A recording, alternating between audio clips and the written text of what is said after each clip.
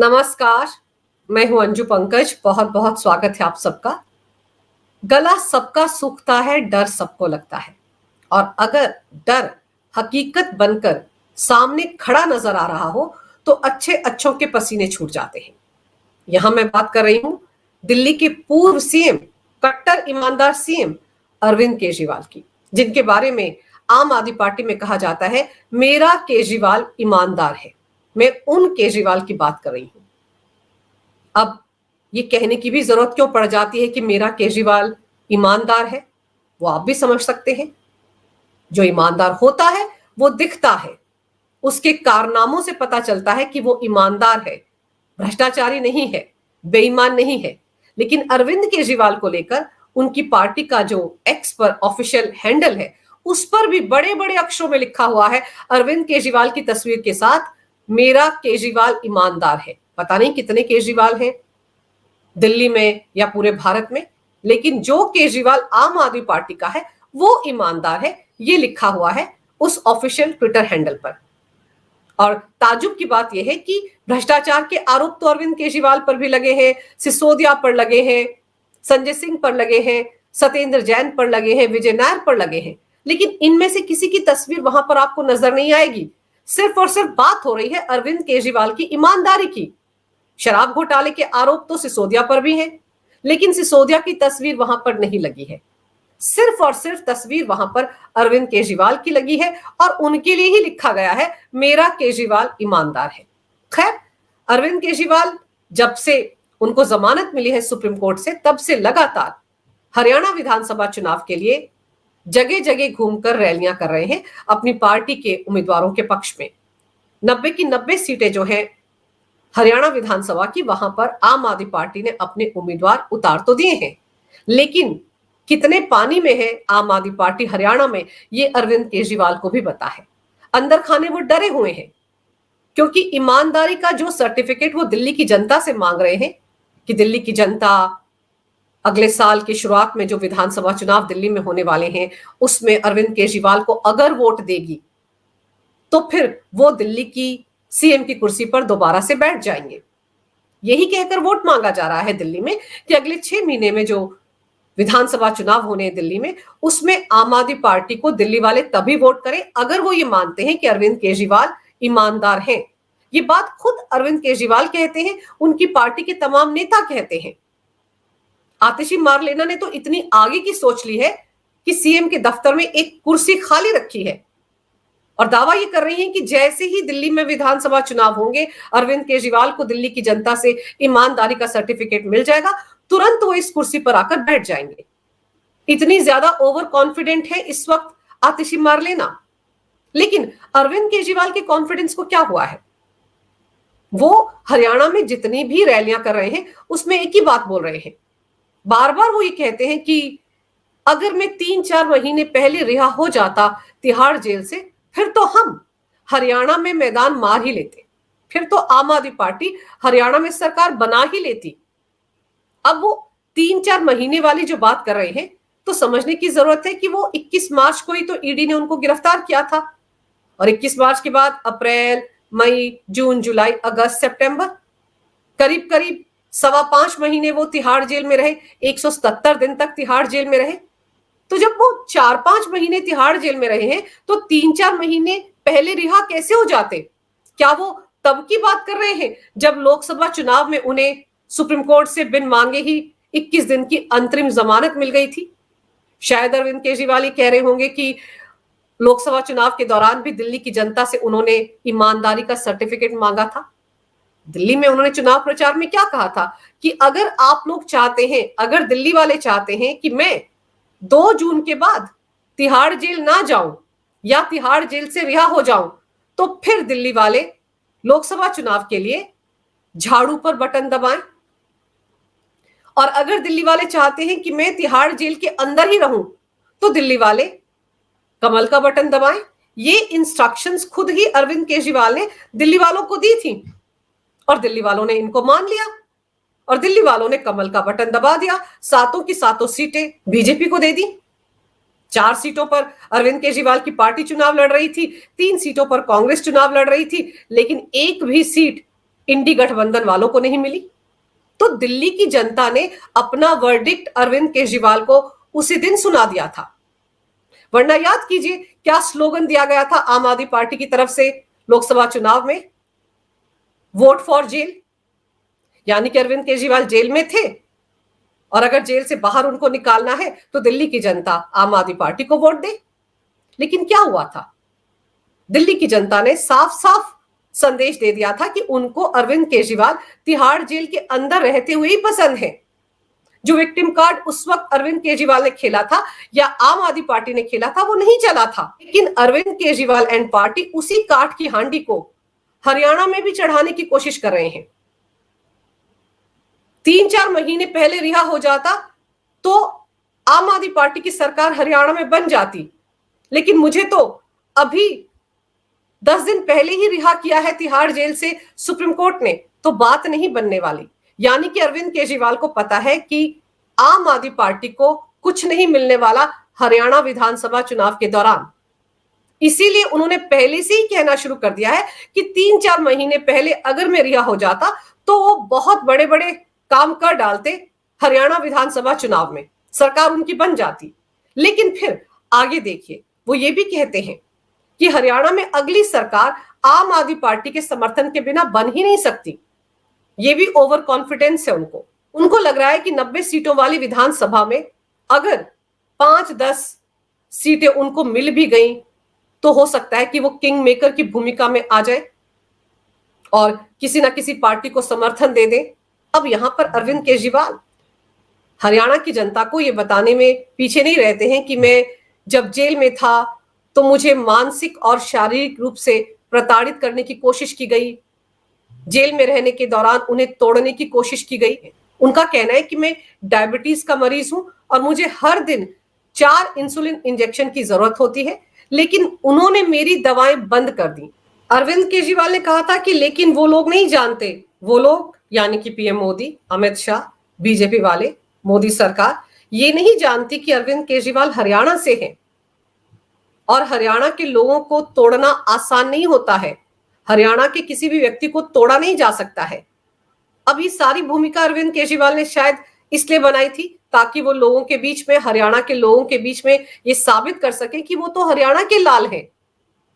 अरविंद केजरीवाल खुद भी ये झूठ बोल बोलकर थक गए हैं। कभी वो दिल्ली के बेटे बन जाते हैं, कभी वो पंजाब के बेटे बन जाते हैं। अब उनको अपने आप को हरियाणा का लाल साबित करना है, इसीलिए वो ये सारी भूमिका बांध रहे थे। लेकिन फिर अपने स्वास्थ्य को लेकर, अपनी सेहत को लेकर इतना बड़ा झूठ अरविंद केजरीवाल क्यों बोलते रहते हैं? आपको याद होगा अरविंद केजरीवाल के स्वास्थ्य को लेकर उनकी पार्टी के नेता भी यही बोलते रहते हैं कि वो बहुत बीमार हैं।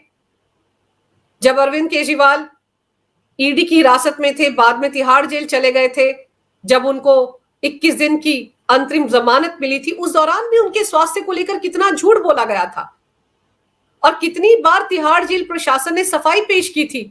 ये बताया था कि अरविंद केजरीवाल की हेल्थ पर नजर रखने के लिए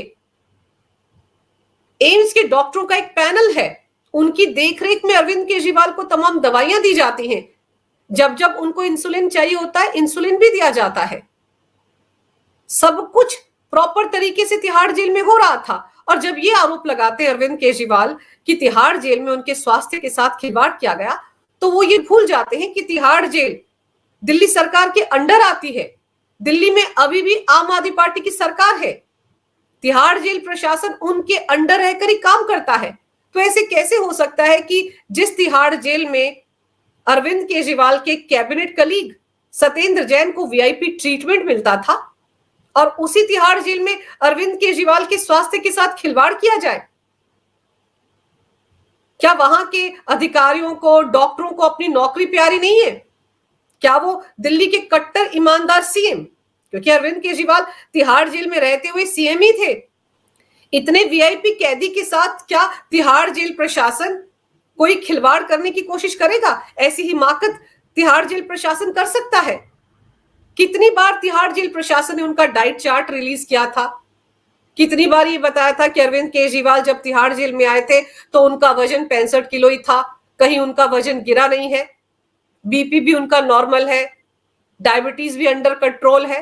कि सारी बातें बार बार तिहाड़ जेल प्रशासन की तरफ से पब्लिक डोमेन में लाई गई हैं, अदालत को बताया गया है, लेकिन फिर भी अरविंद केजरीवाल तिहाड़ जेल प्रशासन पर उनकी दवाएं रोकने का आरोप लगा रहे हैं। उनको इंसुलिन नहीं दिया जा रहा था, ये सारे आरोप लगा रहे हैं। अगर सच में अरविंद केजरीवाल के स्वास्थ्य के साथ खिलवाड़ किया गया होता तो क्या अरविंद केजरीवाल इतने चुस्त दुरुस्त होकर, इतने सेहतमंद होकर, इतनी गर्मी में आम आदमी पार्टी के लिए रैलियां कर पाते हरियाणा में घूम घूम कर?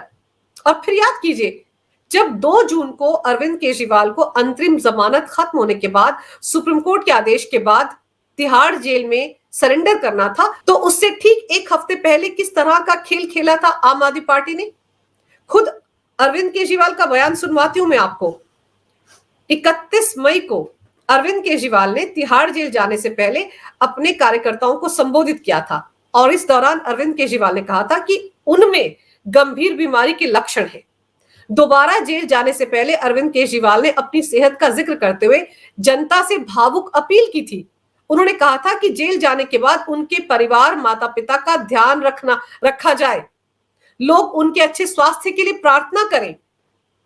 अब आप सोचिए कि 31 मई को जिस शख्स की तबीयत इतनी खराब थी, जिसको अपने अंदर गंभीर बीमारी के लक्षण दिख रहे थे, जो इस तरीके से दिल्ली की जनता के बीच में भावुक अपील कर रहा था कि उनकी सेहत के लिए लोग प्रार्थना करें, वो शख्स आज भी ठीक ठाक है, बिल्कुल सही सलामत है। सही सलामत तरीके से वो शख्स हरियाणा में चुनाव प्रचार कर रहा है। अब तो गंभीर बीमारी का कोई लक्षण ही नहीं है, क्योंकि आपको याद होगा आम आदमी पार्टी की तरफ से अरविंद केजरीवाल के स्वास्थ्य को लेकर क्या कहा गया था। आम आदमी पार्टी ने दावा किया था कि जब अरविंद केजरीवाल को गिरफ्तार किया गया था तो उनका वजन 6 से 7 किलो घट गया था, उनके शरीर में कीटोन लेवल बढ़ गया था। आतिशी मारलेना ने बाकायदा एक प्रेस कॉन्फ्रेंस करके ये आरोप लगाए थे। तब पार्टी की तरफ से कहा गया था कि केजरीवाल में जो लक्षण है वो बेहद गंभीर बीमारी का संकेत हो सकते हैं। दिल्ली सरकार में उस वक्त मंत्री थी आतिशी मारलेना। उन्होंने कहा था किडनी में गंभीर समस्या या कैंसर के लक्षण भी हो सकते हैं, और केजरीवाल ने भी इसे आधार बनाते हुए पहले सुप्रीम कोर्ट और फिर ट्रायल कोर्ट से राहत की गुहार लगाई थी। केजरीवाल ने कहा था कि डॉक्टरों ने उन्हें कुछ टेस्ट करवाने को कहा है और इसके लिए उन्हें 1 हफ्ते का समय दिया जाना चाहिए। तो जिस शख्स को किडनी में गंभीर समस्या और कैंसर के लक्षण नजर आ रहे थे मई महीने में, वो आज की तारीख में बिल्कुल ठीक ठाक है। अब ना किडनी में कोई समस्या है, ना कैंसर के लक्षण दिख रहे हैं। और अरविंद केजरीवाल जो इस वक्त जमानत पर बाहर हैं, उनको आते ही अपने सारे टेस्ट करवाने चाहिए थे। लेकिन क्या किसी ने सुना कि अरविंद केजरीवाल किसी अस्पताल में गए हों और वहां पर उन्होंने टेस्ट करवाए हों? क्योंकि पहले उनकी तरफ से दावा किया गया था कि मैक्स अस्पताल में उन्होंने अपने टेस्ट करवाए थे, वहीं से पता चला कि उनको गंभीर बीमारी के लक्षण हैं। तो क्या अरविंद केजरीवाल ने जमानत पर बाहर आने के बाद मैक्स अस्पताल में जाकर कोई टेस्ट करवाए हैं? इसका खुलासा किया उन्होंने क्या? अब सब कुछ ऐसे गायब हो चुका है जैसे गधे के सिर से सींग। कहीं कोई जिक्र नहीं हो रहा है अरविंद केजरीवाल की गंभीर बीमारी का। ना आतिशी मारलेना कुछ बोल रही है, ना संजय सिंह कुछ बोल रहे हैं। लेकिन अरविंद केजरीवाल कह रहे हैं कि उनके स्वास्थ्य के साथ बहुत खिलवाड़ हुआ। लेकिन अरविंद केजरीवाल को बताना चाहिए कि वो जो गंभीर बीमारी के लक्षण थे, किडनी की समस्या के या कैंसर जैसी बीमारी के, उनका क्या हुआ? उस सिलसिले में क्या उन्होंने कोई टेस्ट करवाया या नहीं? तो अरविंद केजरीवाल और उनकी पार्टी के लोग उस वक्त भी झूठ बोल रहे थे। उसी झूठ के आधार पर अरविंद केजरीवाल चाहते थे कि उनकी अंतरिम जमानत की जो अवधि है उसको एक्सटेंड कर दिया जाए 1 हफ्ते के लिए। उस वक्त भी अरविंद केजरीवाल कानून का मजाक उड़ा रहे थे और आज भी अरविंद केजरीवाल मजाक ही उड़ा रहे हैं। आज वो वोट हासिल करने के लिए ये राग अलाप रहे हैं कि देखिए मेरे स्वास्थ्य के साथ कितना खिलवाड़ हुआ, मुझे प्रताड़ित किया गया। अब ये तो हरियाणा की जनता को तय करना है कि अपने स्वास्थ्य को लेकर जो विक्टिम कार्ड अरविंद केजरीवाल खेल रहे हैं वो कितना सच है। उनके पीछे के बयानों पर भी गौर करने की जरूरत है। और अरविंद केजरीवाल रैलियों में ये भी कह रहे हैं कि दिल्ली में 24 घंटे की फ्री बिजली दे रहे हैं, नो पावर कट है और 0 बिल आते हैं। अगर हमारी सरकार बनती है हरियाणा में तो वहां भी फ्री बिजली दी जाएगी। 22 राज्यों में बीजेपी की सरकार है और बिजली बहुत महंगी है। हमारे 2 राज्यों में सरकारें हैं और बिजली फ्री है। फिर वो आगे कहते हैं मेरा कसूर है कि मैंने दिल्ली के सरकारी स्कूल शानदार बना दिए। अब सवाल ये है कि अरविंद केजरीवाल ने क्या बाहर आकर दिल्ली के सरकारी स्कूलों की बदहाली को लेकर, एमसीडी के स्कूलों की बदहाली को लेकर जो ऑर्डर पास किए हैं दिल्ली हाईकोर्ट ने, जिस तरह से फटकार लगाई है शिक्षा विभाग को, दिल्ली सरकार को, क्या वो ऑर्डर्स अरविंद केजरीवाल ने देखे नहीं? ये याचिका तो दिल्ली हाईकोर्ट में कई बार आई कि दिल्ली के स्कूलों में जो बच्चे पढ़ते हैं उनको यूनिफॉर्म का जो पैसा दिया जाता है वो पैसा उनके खाते में ट्रांसफर नहीं किया गया। सेशन शुरू हो गया था, उसके बावजूद स्कूलों में किताबें नहीं दी गई, बच्चों को स्टेशनरी नहीं दी गई। इसको लेकर करारी फटकार पड़ी थी दिल्ली हाईकोर्ट से केजरीवाल सरकार को। लेकिन अरविंद केजरीवाल है कि अभी भी यही राग अलापते जा रहे हैं कि उन्होंने दिल्ली में सरकारी स्कूलों को इतना अच्छा बना दिया है और बिल्कुल वैसे स्कूल वो हरियाणा में बनाएंगे। आगे वो कहते हैं कि 4 लाख बच्चों ने प्राइवेट स्कूल से सरकारी स्कूल में दाखिला लिया। मोदी जी मेरे स्कूल बंद कराना चाहते थे इसलिए मुझे जेल में डाल दिया। ये सरासर झूठ है। ये कौन से 4 लाख बच्चे हैं जो प्राइवेट स्कूलों में पढ़ते थे और दिल्ली के सरकारी स्कूलों में इन्होंने एडमिशन ले ली? कौन से ऐसे बच्चे थे? इनके बारे में तो हर कोई जानना चाहेगा। और अरविंद केजरीवाल यही राग अलापते हैं कि मैंने बहुत अच्छे स्कूल बनाए इसलिए मोदी सरकार ने मुझे जेल में बंद कर दिया। मैंने मोहल्ला क्लिनिक चलाए, फ्री में लोगों के टेस्ट करवा रहा था, लेकिन मोदी सरकार ने मुझे जेल में बंद कर दिया। अरविंद केजरीवाल को सच में बताना चाहिए कि वो जेल गए क्यों थे। मनीष सिसोदिया को बताना चाहिए कि वो जेल में क्यों गए थे। शराब घोटाले के सिलसिले में ये जेल में गए हैं, मोदी सरकार ने जेल में नहीं डाला। ईडी और सीबीआई ने उनके खिलाफ केस दर्ज किया है। कांग्रेस के नेताओं ने शिकायत की थी, उसके बाद ये केस दर्ज हुआ था और अदालतों ने उन्हें जेल के अंदर भेजा था क्योंकि ईडी और सीबीआई के पास उनके खिलाफ शराब घोटाले को लेकर पुख्ता सबूत हैं, इसलिए वो जेल भेजे गए थे। इसलिए 1.25 साल जेल में रहे सिसोदिया और अरविंद केजरीवाल 177 दिन तक तिहाड़ जेल में रहे, लेकिन अभी भी उन पर आरोप है, बाइज्जत बरी नहीं हुए हैं। शर्तों के साथ ईडी के मामले में, मनी लॉन्ड्रिंग मामले में उनको जमानत मिली है और इसीलिए मजबूरी में उन्होंने अपने पद से इस्तीफा दिया। लेकिन झूठ बोलने की आदत का कोई क्या करेगा? झूठ बोलने की आदत तो अभी भी बरकरार है, इसीलिए रैलियों में झूठ परोसा जा रहा है। लेकिन सबसे बड़ी हकीकत अरविंद केजरीवाल को भी पता है कि ये जितने भी झूठ वो बोल रहे हैं, जितने भी विक्टिम कार्ड खेल रहे हैं, इनसे कुछ नहीं होना जाना। अंदर खाने वो डरे हुए हैं। अगर लोकसभा चुनाव की बात की जाए तो 22 सीटों पर आम आदमी पार्टी ने अपने उम्मीदवार खड़े किए थे और जीत सिर्फ 3 सीटों पर मिली थी। स्ट्राइक रेट क्या है आम आदमी पार्टी का, वो सबके सामने है। अभी 90 सीटों पर जहां पर आम आदमी पार्टी के उम्मीदवार खड़े हैं, वो सबके सब डरे हुए हैं, हड़कंप मचा हुआ है उनके अंदर। इसीलिए हर कोई चाह रहा है कि अरविंद केजरीवाल उनकी कंस्टिट्यूएंसी में आए, चुनाव प्रचार करें और अपनी जेल यात्रा के बारे में विक्टिम कार्ड खेले, सहानुभूति कार्ड खेले, ताकि कुछ वोट उनको मिल जाए और कम से कम नोटा के मुकाबले तो उनको ज्यादा वोट मिले। सिर्फ यही हो रहा है। इसीलिए अरविंद केजरीवाल जगह जगह घूमकर एक ही जैसी बातें बार बार दोहरा रहे हैं, लेकिन फिर काठ की हांडी बार बार नहीं चढ़ती है। यह अरविंद केजरीवाल को पता होना चाहिए। 5 अक्टूबर को जब वोटिंग होगी हरियाणा में और 8 अक्टूबर को जब रिजल्ट आएंगे, तब पता चलेगा कि हरियाणा की जनता ने अरविंद केजरीवाल को ईमानदारी का सर्टिफिकेट दिया है या नहीं। अगर आपको ये वीडियो अच्छा लगे तो कृपया इसे लाइक करें, शेयर करें। अगर आप पहली बार मेरे चैनल पर आए हैं तो कृपया मेरे चैनल को सब्सक्राइब करना ना भूलें। मेरे चैनल को अपना पूरा समर्थन दें। ये वीडियो देखने के लिए बहुत बहुत धन्यवाद। नमस्कार। भारत माता की जय हो। वंदे मातरम और जय श्री राम।